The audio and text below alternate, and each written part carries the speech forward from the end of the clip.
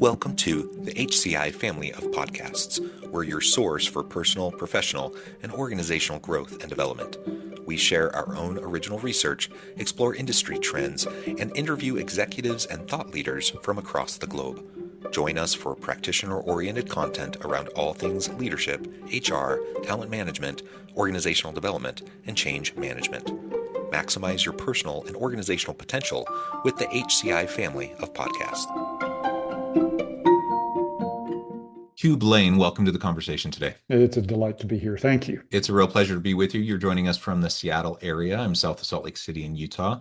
And today we're going to be talking about what the leadership industrial complex has gotten wrong. I really like that framing. We'll explore what that means here in just a few minutes. But really, there's just so much in the world of leadership development, so much in the world of ongoing leadership pipeline, succession, all of these sorts of things that I think oftentimes we take for granted. We don't always challenge the assumptions or the way we've always done things. And so it's really healthy to have these types of conversations to explore, what is working, what's not working, what could be better moving forward, especially in this day and age of intense complexity and hyper competitiveness and technological disruption and everything. Like it's a time more than any that we need good leadership. And I'm not sure that many organizations really know how to prepare, for what the future holds. So we're going to explore that together.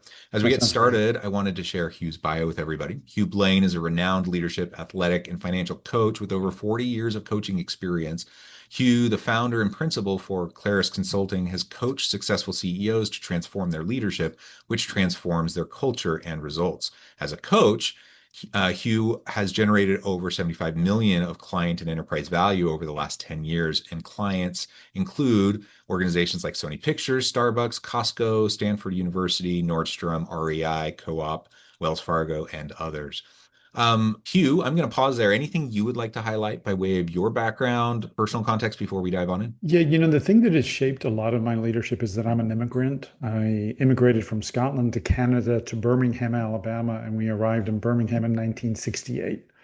So contextually, when we put that into a business context and we think about culture, here's a kid who has never seen an African American in his life going from one culture, Scotland, to Canada, different culture, to then Birmingham, Alabama, which is a vastly different culture. So I was there when they started integrating our Catholic school. And I remember the day when 4 African American girls walked from a car across the entryway to the church, to the school, and all of a sudden they're showing up. And everybody likes me, but there was this dissonance or this friction with the 4 African American girls. That put me in the position of saying, how do people get welcomed into a culture? And then it's a bold move for those young girls to then come into the culture, knowing what they were going to experience. So that always shaped my thinking about how do we make meaning? How do we have the courage to do things that are maybe outside of what's normal? So I think that's a big part of how I use my professional life to think, just to kind of pull things together. Does that make sense? Yeah, it makes perfect sense. And each of us have our own unique backgrounds, personal contexts that shape our development and how we see the world and how we interact with the world. 100%, that kind of a background would shape anybody. And it's really cool to hear how it's influenced your approach to working with people, with organizations, striving to create a culture of welcome and belonging, and a place where any organization hopefully is a safe place where anyone, regardless of their backgrounds, race, ethnicity, gender, any other socioeconomics, anything, like choose any category, regardless, like people can come, they can contribute, they can find meaning and purpose at work, and they're valued. Everyone wants to be in that kind of an environment, whether we're talking about home, community, work, Wherever it is. And we have an opportunity as leaders to provide that for our people. And we don't always do that well, even if it's our intention. And that's one thing I want to say at the outset is I truly believe that most leaders have good intentions. I think most Absolutely. leaders are also pretty clumsy and human and get caught up in the day-to-day grind and putting out fires. And so a lot of leaders do a lot of things that are counterproductive to, what will actually help Right. them be successful or their teams be successful. But I do believe leaders, almost all leaders, really want to do right by people. They want to do right for their teams. And they recognize that's how, they're going to get the best success. But it's hard to recognize that intellectually on the one hand, and then to like put it into practice on the other hand, when you do have the pressure, the daily grind, the fires, all these sorts of things that you're trying to deal with. You have to Right. meet that quarterly metric, and you feel the Hmm. intense pressure. And guess what? You may end up doing something you otherwise wouldn't do, in how you treat people just because you're getting so much intense pressure. So Right. recognizing all of that, I want to give grace to leaders, but also Hmm. recognize that there's a lot of room for a lot of improvement.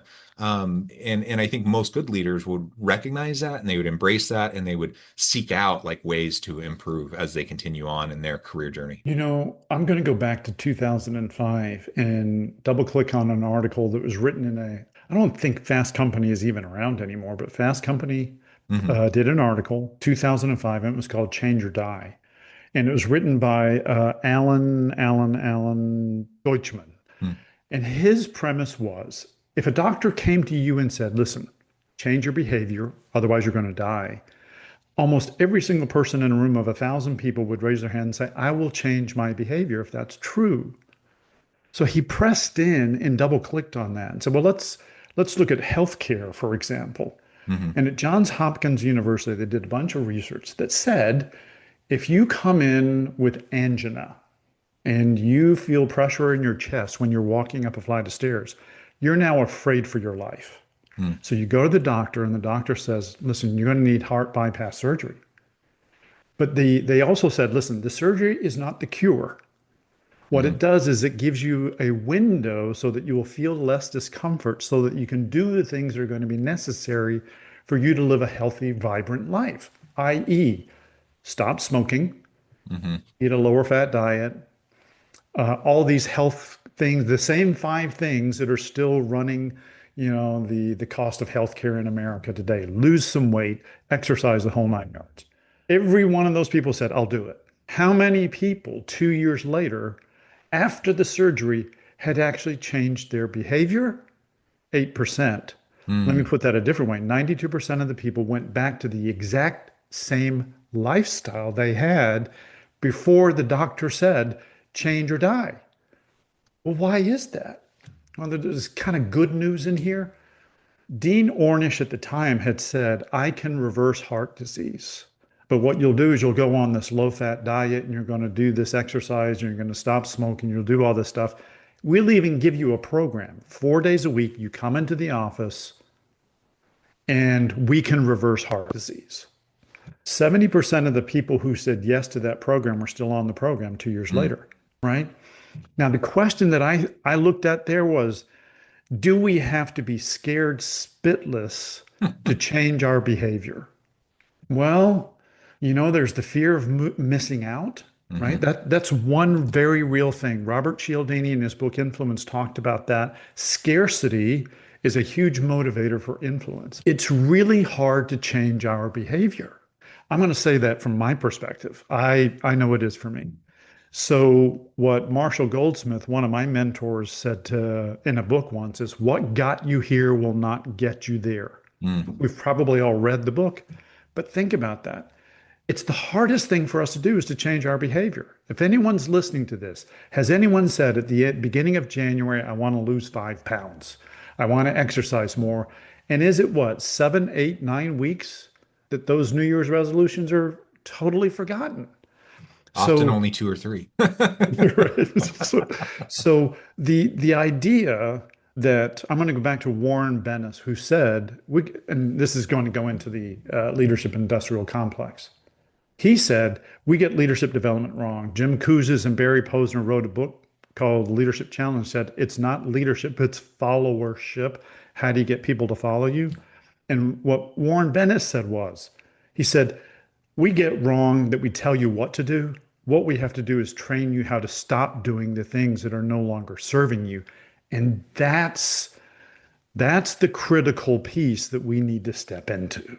Mm. What's your thoughts on that? Yeah, no, I really like that. And I think it's really important to highlight all of that is true even within the context of intention, right? So Correct. all these Yeah. people had the intention of transforming their lives because they had the scare or whatever the motivation was. Right. And yet, even given that kind of intense moment, um, intention's not enough. Like it's not enough to want to change.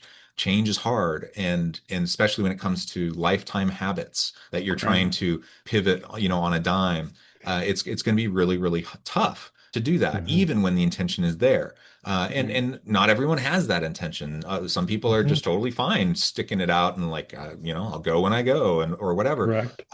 But assuming that most people do want to live a happy, healthy life with their loved ones, and transfer that into the workplace, most people do want to show up to work, do a good job, be appreciated, learn, grow, have opportunities, for advancement, etc.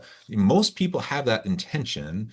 Most leaders have the intention, like I was talking about earlier, and Right. yet those intentions of their own are just not enough. They're not powerful enough to drive people usually. There is that, 8 to 10% that Hmm. have enough Hmm. self-motivation, and the just the commitment and everything that helps them Hmm. to carry forward. But the vast majority of us don't. And even that 10%, they might on one thing, but not on another thing, right? And so it's just when we think about human behavior, we think about how flawed and limited we all are, because of our own human Right. context. It Right. doesn't mean it's not possible. It just means it's hard, and then we have to be very intentional. And as leaders, we have to create the environment where people have the supports necessary so that they can make the changes that they want to make. So if you notice, problems in your team, Right. you can't just like hold a hammer over people and say fix it or you're fired. You're likely going to get just enough good behavior to, so people can protect their jobs and not get Mm. fired, but probably not to actually fix stuff. You have to find ways to actually create the support structures in the environment that will help people to make the actual changes, not surface level, but root cause changes that will make a long-term difference. And that's hard, especially in an immediacy culture like we tend to have here in the West, in the US. Mm. We are looking at this week, this month, this quarter, and a lot of these changes, they don't happen that fast, right? They happen over an extended period of time with extended support. And there was a bunch of research that was done, and I'm gonna for the people who are listening, they know this, right? So there was a book written a long time ago called The Knowing Doing Gap. We know what to do, but we're not doing it. Why is that? Well, the statistics that I've looked at, John, is I'm gonna go to Deloitte, Gallup, Harvard, HBR. Dr. Gloria Mark, man, that woman, she is brilliant with regards to attention in Microsoft. And here was a statistic that came about pre-COVID. And the statistic that Microsoft found was that 58% of employees trust a stranger more than they do their boss. Oh, geez. Now, there was other things that 84% of the people at the time of the looking at this said that they were stressed out at work, Mhm. and that 70% were constantly distracted because, we're in this, we've become, in some regards, and I don't remember who said this, we're human doings more than human beings. We go from one thing to another. We're very transactional. And Mhm. I think partially that's because of the nature of the work, that the demands are so strong, as you've mentioned. So I was at a financial institution, and I said that the average person gets interrupted per day 56 times. Mhm. And there was somebody's arm that shot up and said, "That's a bold-faced lie." I said, "Which part of what I said was a bold-faced lie?" And he said, "We don't get interrupted 56 times per day." I said, "How many times do you get interrupted?" He said, "I'm interrupted over 100 times per day because we've got Slack, we have Teams, we have text, we have email, we have phone, we have people walking by." And so I'm talking to the executive in charge, and I said, "Do you know that if somebody is focused, what some people would call Mihaly Csikszentmihalyi called it flow, if I'm in flow and I get interrupted, how long does it take me to get back to the same level of focus?" And she said, "I don't know." I said, here's what Gloria Marx has said. It's 22 minutes and 13 seconds. Just think about that for a second. Now, the good news in this is that if it's something that you were working on that's germane, it's cut down to 10.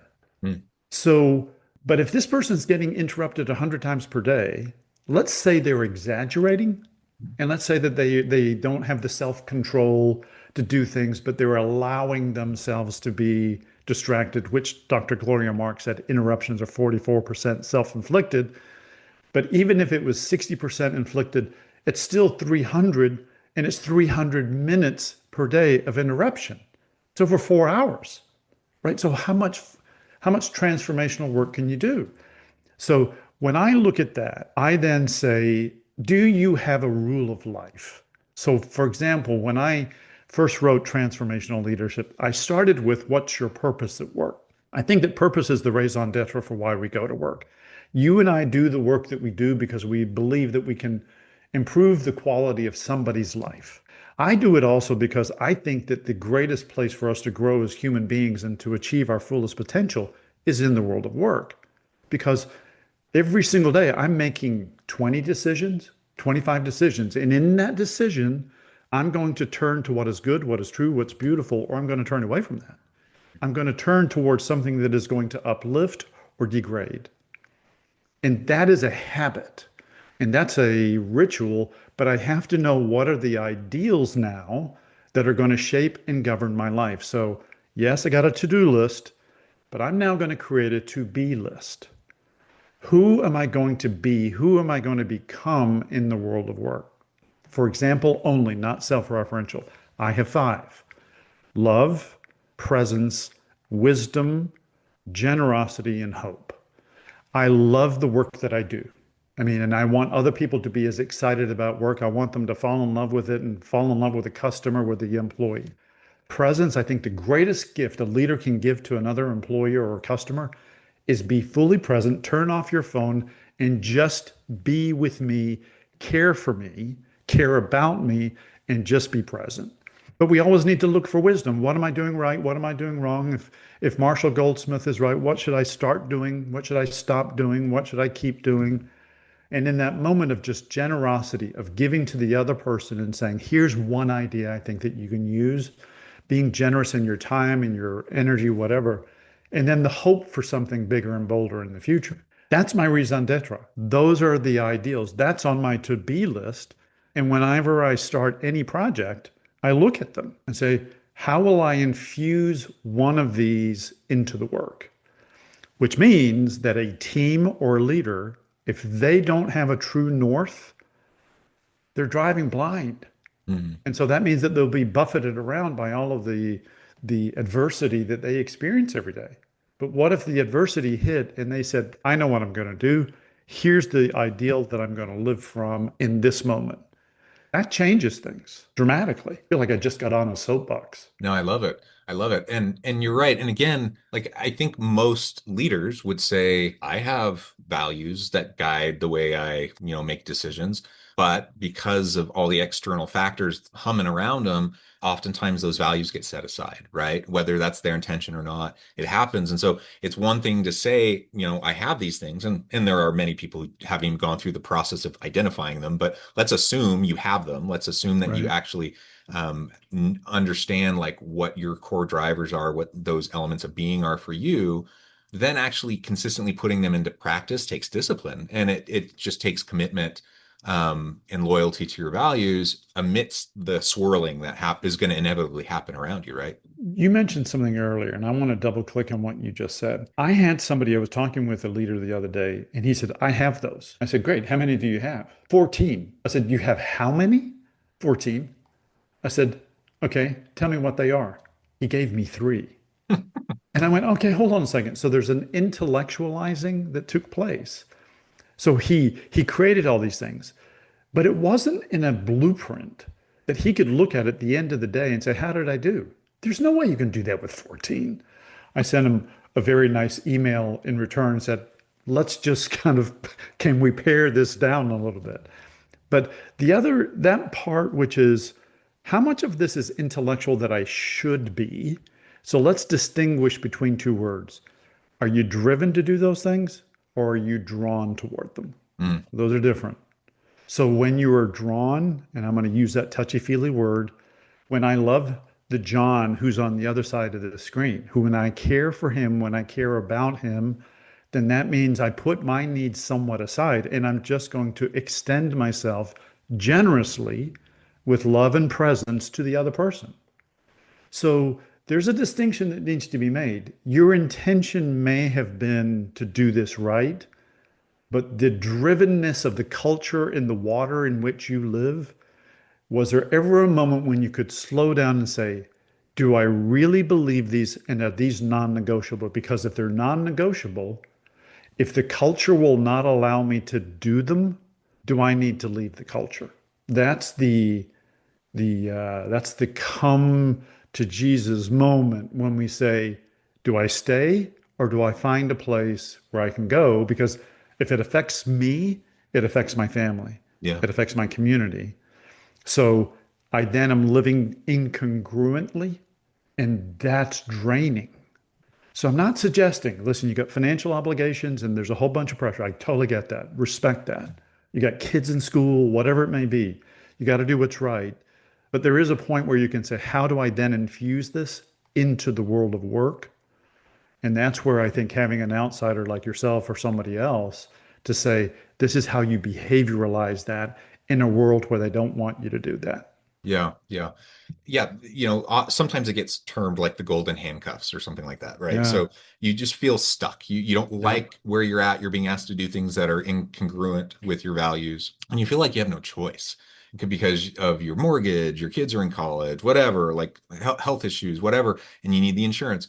And obviously, you got to do what is needed for you and for your family. But if possible, to have an exit strategy, to understand like where the firm line is that you're not willing to cross, and to maybe be willing to speak up and speak out a little bit more, and to be more of a Mm. change agent within your own organization, within your own context, even when it's not easy. It's easy to speak up when everyone is Everybody saying agrees. when everyone agrees, but when you're trying to be the voice of reason, and pushing on values that are really, really important to you, and no one seems to be listening, will you continue to speak up on Right. that, or will you shrink to it? And for a wide variety of reasons. I think humans tend to, even if they're willing initially, they tend to shrink from it, and they Hmm. feel stuck. And so the question then Yeah. becomes how do we get unstuck? How do we, have that bravery to continue to speak up? Or if it's really just not even it's completely unfeasible, then yeah, what's your exit strategy? What to Yeah. get out of that situation for yourself, for your health, and for the health of your family? My sister is a recovering alcoholic, and she said something to me not long ago. And I don't know if it comes from AA, so I'm going to be clear about this. She said, all change starts by telling the truth. And so what she meant by that, and what I have interpreted and then reframed, is that you can't really change anything unless you're willing to accept the current situation in which you are. So let's just start there. So the way that I look at it is to say, okay, am I even aware of the consequences of me living this bifurcated life? So the poet David White once wrote a book in what was it? The Heart Aroused, I think it was, and he told the story about feeling really depleted at work. And he ran into a conference room one day and yelled at the top of his lungs, "Has anyone seen David?" And he was the only David in the office, right? So he called a friend who was a Catholic priest and said, "Come over tonight and talk to me about exhaustion. And oh, by the way, I got a bottle of single malt whiskey." Guy goes over there, they're having their whiskey, and he says, "Talk to me about exhaustion." And then the priest said something really interesting. He said, "David, the antidote to exhaustion is not rest, it's wholeheartedness. Drop the mic and walk off the stage," right? So, are you wholeheartedly engaged in this? Are you really drawn to this? Or are you driven by something else? And it goes back to the pressure that we're under for family and the whole nine yards. But I just would say to everyone who's listening, that idea of wholeheartedness, how many people, just do a gut check, how many people on your team do you think are wholeheartedly They're the ones that come to you and say, we can do this better. We can do this. We can do that. Let's improve this. That there's a level of self-mastery and greatness embedded in every team.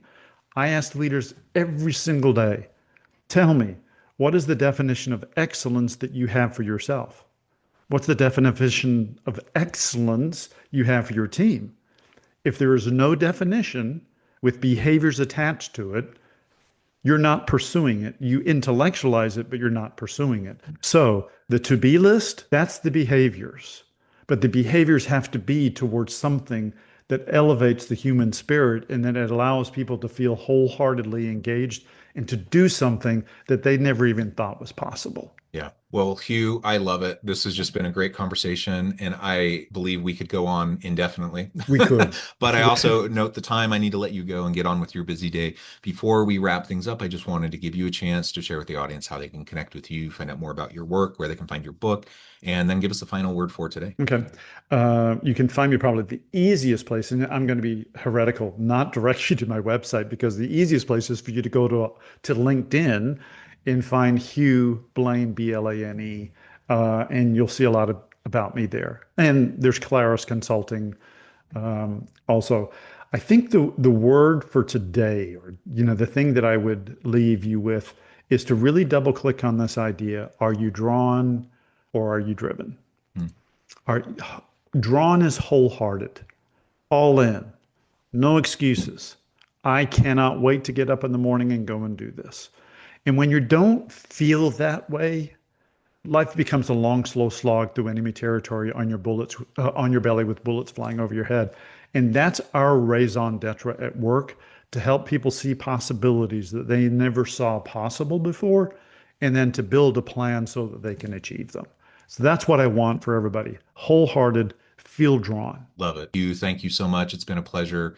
I encourage the audience to reach out, to get connected, find out more about what Hugh can do for you. And as always, I hope everyone can stay healthy and safe, that you can find meaning and purpose at work each and every day. And I hope you all have a great week.